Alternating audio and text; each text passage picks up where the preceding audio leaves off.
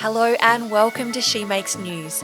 It's Friday, March 22nd. I'm your host, Kimberly Finesse, and this is your weekly wrap-up for regional women in Australia. The 2024 football and netball season is only weeks away, yet a netball team in rural Victoria are again without clean and hygienic change rooms for the season. Our change rooms are a sheep pavilion and they are infested with rats, mice, and mold. They don't have sanitary bins. There's no hot water to wash our hands. There's no showers. It's appearing like this is just okay. We're just expected to use those facilities. And that makes me really, really angry. Kyneton Football Netball Club director Lauren Savoya has been with the club for almost 15 years and said it's deeply disappointing to walk into the change rooms year on year without any improvements. Yeah, I'm nearly 30 and I started playing at the club when I was 16 and it's definitely not changed within that time. To have to go into those sheds and be surrounded by the filth in there is, look, it's deeply disappointing. It makes me pretty angry and fired up. New change rooms have been promised by government since 2022, but an objection lodged to parts of the plan has put progress on pause. Look, we've got funding, and that funding was announced in 2022. And at this point, the upgrade is still in a planning phase, which is absolutely fine. Full credit to the planning teams and the council and Netball Victoria for going through those plans and doing what they need to do. But there was, however, a complaint lodged regarding the removal of some trees, and that has definitely delayed the process as far as we're aware. Netball is the number one female team sport in Australia, with more than 1 million people involved. However, that isn't making it any easier for Kyneton to recruit new players to the club. I feel like the impact is quite huge, really, and really complex. I suppose other clubs dread coming to Kyneton due to the lack of facility.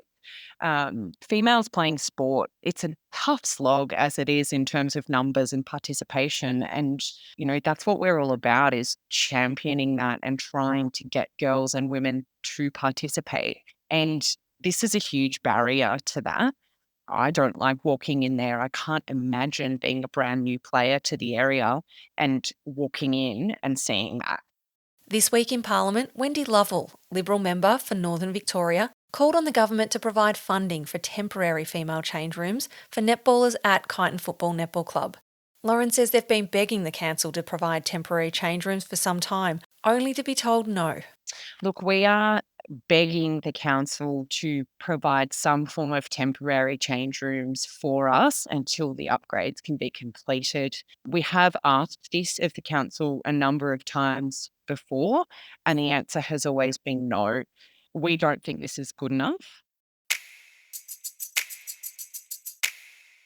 Health professionals working in the cosmetic industry are facing yet another round of advertising guidelines. Last week, the Therapeutic Goods Administrations released new guidelines for the advertising of cosmetic injectables. Director of Cosmetic Solutions and registered nurse Chantal Byers said the new TGA guidelines have come as a surprise, given the Australian Health Practitioner Regulation Agency released a new set of advertising rules in June last year. Operators can no longer say anything that may refer to the use of prescribed medications, for example, anti-wrinkle, dermal filler, or injectable, in their advertising. Advertisers using prescription medications like anti-wrinkle or dermal fillers cannot refer to those terms anymore, which were initially the terms they gave us to use. And now we just have to say it's a consultation. So all we can promote is that we offer consultations. And the example they gave was our clinic can provide consultations about reducing wrinkles. The APRA guidelines, they gave us a little bit of time. TGA is saying they're not going to go out and punish us all overnight. They're going to obviously understand that there's some adjustments to be made. But yeah, it came as a bit of a shock. It was sort of out of nowhere. There was no warning about it. It was just released. Chantal says clients have been quick to notice the change. Yeah, I've had a few people, what do I look for? I went to book for my anti-wrinkle, but it's no longer there. I can't find a cost on a service. How much is it? And I have to say, I cannot give you any of that information. You need to come in for a medical consultation to then discuss these things. And I mean, that is a good thing in a way. It's getting people in to have the discussion first, not just coming in saying, oh, I want my lips filled. We can discuss options and find the most appropriate treatment. I mean, there are some benefits, but there's a lot of barriers. Chantal says the new guidelines will have a considerable financial impact on her business, with all marketing collateral needing to be reviewed and, in some instances, reprinted. Being able to attract and convert new patients into our practice is going to be tricky, especially when they can't see our work, they can't see our before and afters, they can't ask for prices, they can't, even with online booking, what do I book for? I want my lip filler done, but they can't select that because we can't have that anymore. So there's that. All signage, brochures, business cards, websites, social media sites, signage for some businesses, has to all be changed and overhauled because we can't have the word injectables. And even in business names, so business names that say injectables, now have to get a new trading name. It's going to be very, very expensive for a lot of people. And yeah, I feel it just confuses our consumers more. If they're looking for a cosmetic medical procedure, most people have already decided that's what they want to have done. Or if not, they want to have a consultation and see if it's right for them. But how do they know who offers it? Where do they go? And they can't see our past work to make sure it aligns with what their aesthetic goals are. But Chantal's real concern is how this impacts consumers when shopping for a cosmetic procedure, and the possibility of being attracted to services and results advertised by countries who operate largely unregulated. Listen, I believe we definitely need regulations. We need to preserve the safety of medicine for the consumers and for us registered health practitioners. But when the regulations are so tight and inhibiting, I fear that consumers are still going to want to see the content and find out what their options are. But they're going to be looking for it and getting information from our colleagues in America, Europe, the UK, Asia, which are often very unregulated, if regulated at all. And they may be seeing, really not achievable goals, or it may create unrealistic expectations for the patients. I felt, they need to see our work and understand what results are reasonably achievable. The Reserve Bank of Australia this week announced they are holding the cash rate at 4.35%. Bendigo mortgage broker and director of Proactive Finance Group, Hayley DeJohn, explains how the RBA uses the cash rate as a tool to control inflation. The RBA are trying to get inflation under control. Inflation target is around 2 to 3%. And what that means is they do not want the cost of services or products to be increasing by 2 to 3% per year. It did get up to over 7%. We would have seen the cost of petrol, the cost of groceries have, taken a real jump, which is putting a lot of pressure on household expenditure. So they're trying to bring that down, and the only tool that they really can use is increasing the cash rate. So mortgage rate goes up and mortgage repayments increase, which mean people aren't spending as much on these things. While interest rates remain at 4.35%, consumers will continue to hold back on spending, with businesses likely to feel that pressure over the Easter holidays. Business owners are greatly impacted by this because borrowers are not spending as much, so they're going to be feeling their sales are dropping. It also means that they're putting staff off, which we're seeing with the unemployment rate going up. So it's a really tough time for businesses at the moment. There was a comment yesterday from someone I know saying, have you seen the price of Easter eggs this year?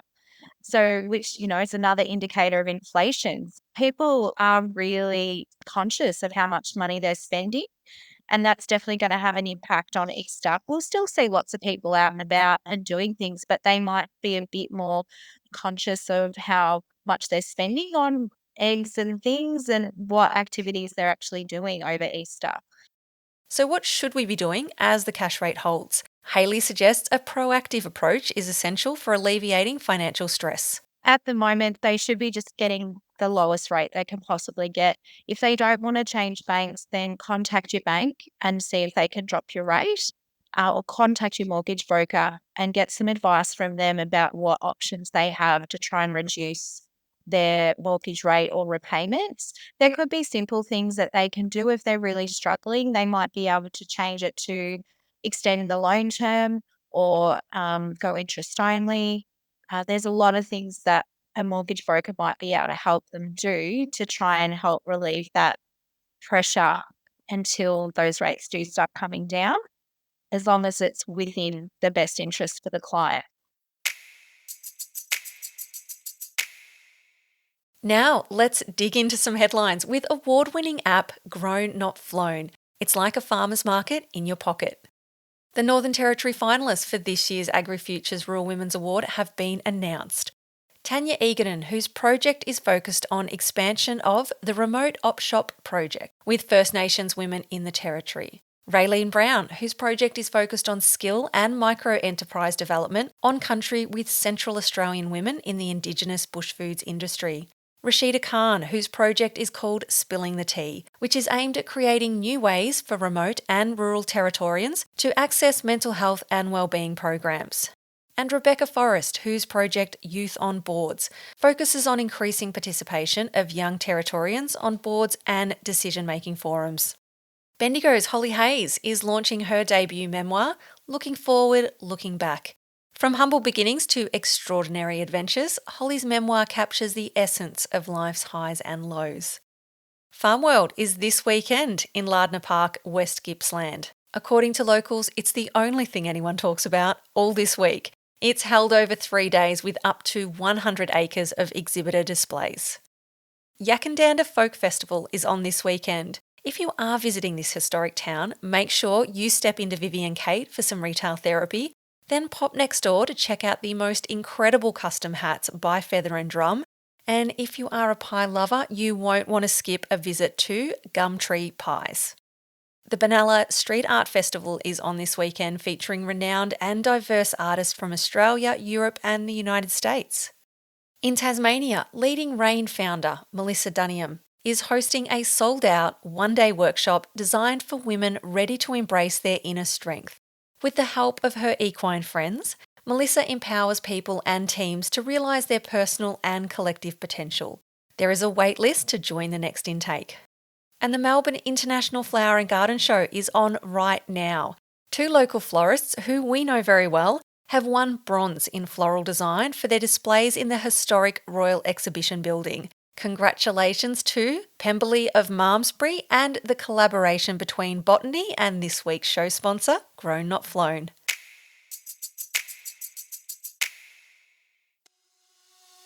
That's your weekly wrap-up for Regional Women. You'll find links in our show notes for anything that's been mentioned. If you'd like to hear your news, share it with us on Instagram at SheMakesNews or via email shemakesnews@gmail.com. Stay informed, stay connected, go and share this with a friend.